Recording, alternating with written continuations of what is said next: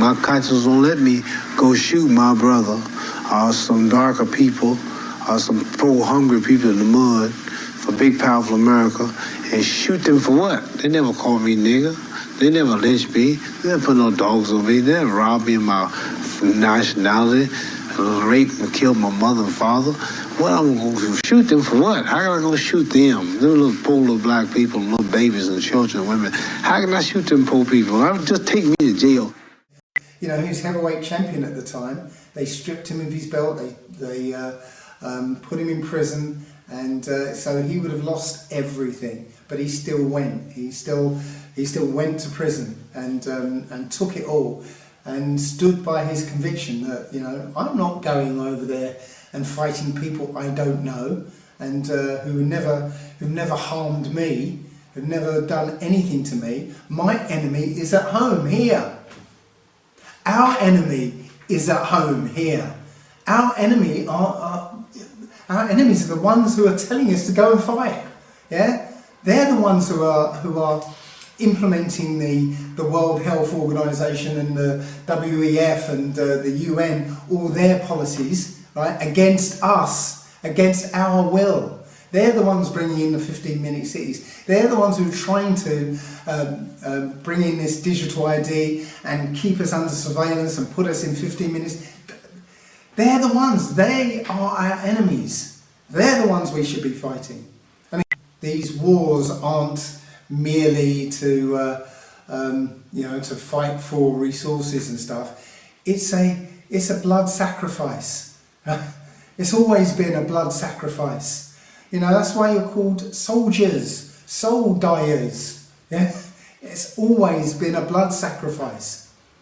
Yeah, they might dress it up with patriotism and king and country and all that, but believe me, this king, this country aren't worth fighting and dying for.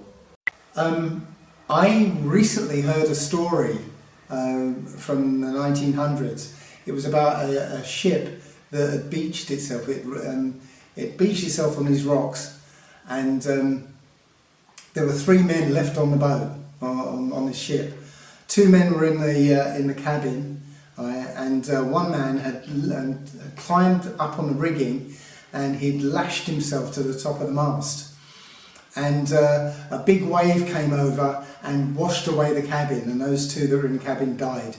Okay, and this guy who was attached to the rigging, it was raining heavily, it was really bitterly cold. He saw some fishermen on top of the cliffs, and he unlashed himself and took off his jacket, and he was waving to the fishermen. But the fishermen, there was nothing they could do. So this man, he literally climbed down out of the rigging and he swam to the cliffs.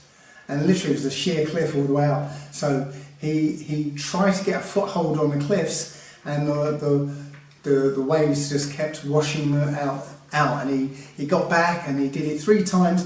3 times he was washed back out to sea.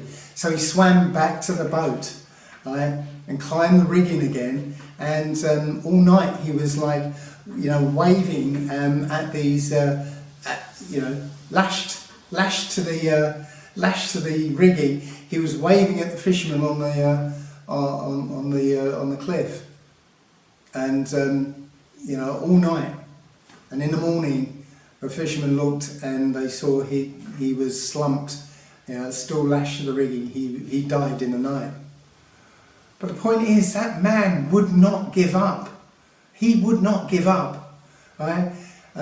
Somebody actually said afterwards, after hearing that story, that when that man died, right, you can bet he was looking his maker straight in the eye, and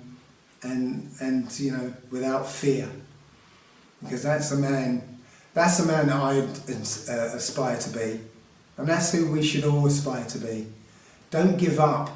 Don't take their digital ID, give in to their 15-minute cities. Don't give up.